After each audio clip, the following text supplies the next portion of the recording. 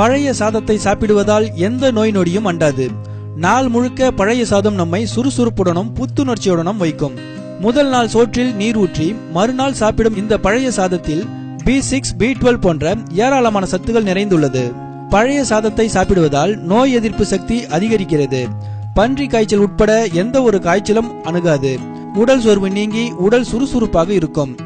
உடலிற்கு குளிர்ச்சியை உண்டாக்கும். சிறுகுடலுக்கு நன்மை பயக்கும். குடல் புண், ஒவ்வாமை, அரிப்பு போன்றவை சரியாகும். இரத்த அழுத்தம் கட்டுப்பாட்டுக்குள் இருக்கும். உடல் எடை குறையும். காலையில் சாப்பிடும் பழைய சாதத்தால் நண்பகல் வரை வேறு எந்த உணவையும் தேடாது. இது தவிரவும் உடலுக்கு, குறிப்பாக சிறுகுடலுக்கு நன்மை செய்யும் பாக்டீரியாக்கள் பெருகி நம் உணவு பாதையை ஆரோக்கியமாக வைத்திருக்கிறதாம். பழைய சாதத்தை சாப்பிடுவதையே அநாகரிகமாக நினைக்கும் இன்றைய இளைய தலைமுறை பிள்ளைகளுக்கு பழைய சாதத்தின் மகிமை தெரிவதில்லை.